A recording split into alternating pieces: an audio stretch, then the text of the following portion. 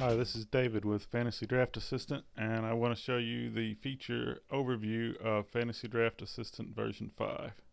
So the first thing after you've installed your license, when you launch Fantasy Draft Assistant, you will see this welcome screen, which will allow you to start with any file of your choosing. So by default, you'll probably want to get the latest ranking from the internet, which will pull down the latest rankings I've published for file, but you can also open a default ranking that was loaded when you installed the application, or you can open a ranking that you've already saved. You can import rankings from a CSV, or you can exit the Draft Assistant if you choose. And at the bottom, you'll notice that we also have a version number, and this will do an automatic update check now in version 5, and so if there is a new version, you'll see a note at the bottom right corner of the screen, and you can simply click and then get the latest version. So what I'll do is I'll go ahead and pick up the standard draft.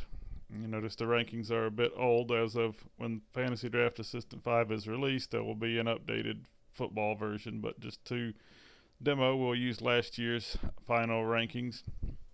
So the first thing you'll see when you open a player ranking is the actual player ranker, which will show you the players in that ranking, what order they're in, and then some information about them. So not only do we have normal things like where are they ranked, what's their position, name, team, and the bye week. We also have the value for you if you're using an auction draft. This would be kind of what you expect the player to go for. A rating, which is how many stars between 0 stars to 5 stars. Clearly the best players will have 5 stars. Whether you want to target them in your draft or not, this is just for your own information. If you like a particular player, it'll kind of point them out during the draft. New in version 5, the status column has been updated to include not only just injuries, but suspensions, including half, quarter, 3/4, or full season miss, so we can more specifically count when a player is likely to miss time. And then there's finally notes, and in version 5 there's a column for when the notes were last updated, and that will show us the date. If we update notes here, the date those notes are updated, and notice that they're not in this ranking. That's because this is the version 4 ranking, so when I release the latest rankings, they will have the dates, and you can see when, if a player is injured or whatnot, that I've actually put in that information. So the player ranker will come preloaded with information that I'll put in for you, but if you want to, you can always edit it yourself. You can change any information, including names, teams, keep that updated on your own.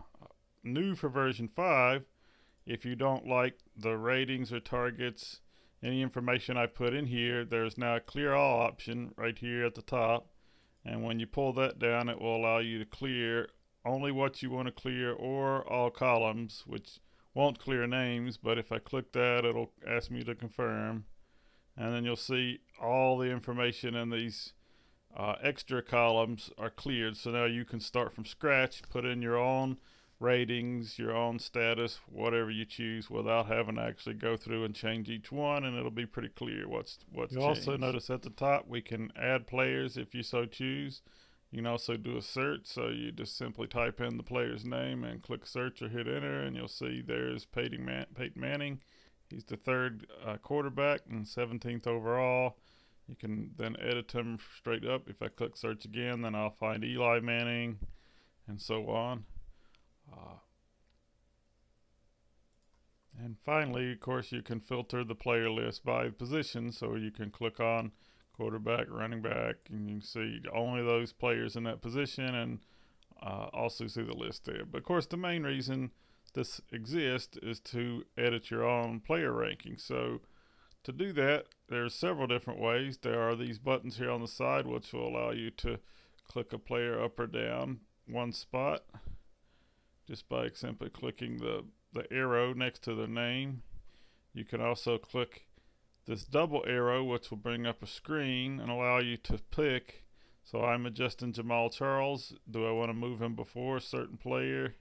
This is off. I want to just do that just by their position only, you can click that checkbox. Now it's only running backs in the list, and it'll show me what would be the effect of that change. So if I move Jamaal Charles down before Lamar Miller, then it will move him down 49 positions or down 16 running backs. The easier ways is to just click and drag the names. You'll notice a little line will show where that player will end up, and you just release.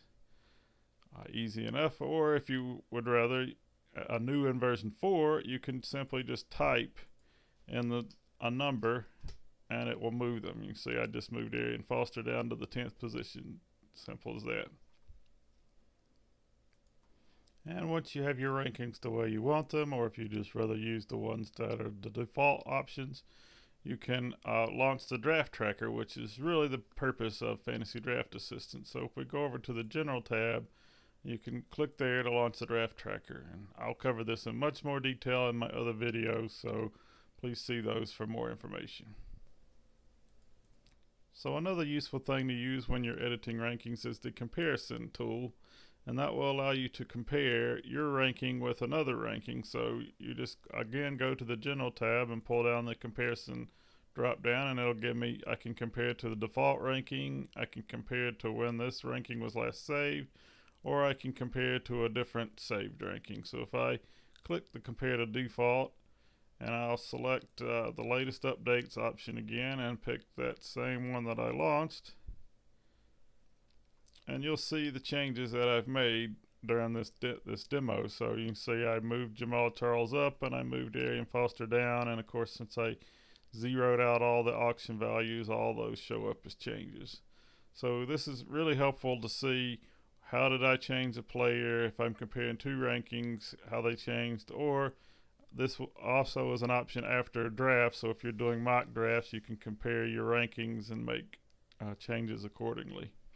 So final thing for Fantasy Draft Assistant is the cheat sheets, and you can print those your own if you're doing an offline draft, or if you'd rather review it offline. And there's the print option here in the upper left gives us that option.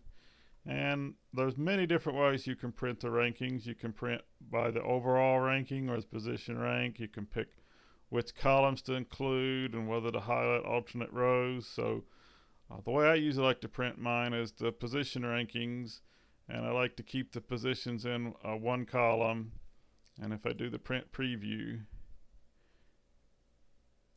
you'll see what that would look like. So there I have my quarterbacks, running backs, wide receivers, tight ends, kickers, and then you can do this in your own draft and do it kind of the old method where you just mark them off or what have you. So thank you for viewing this demo. Please check my other demos for more details on using the draft tracker.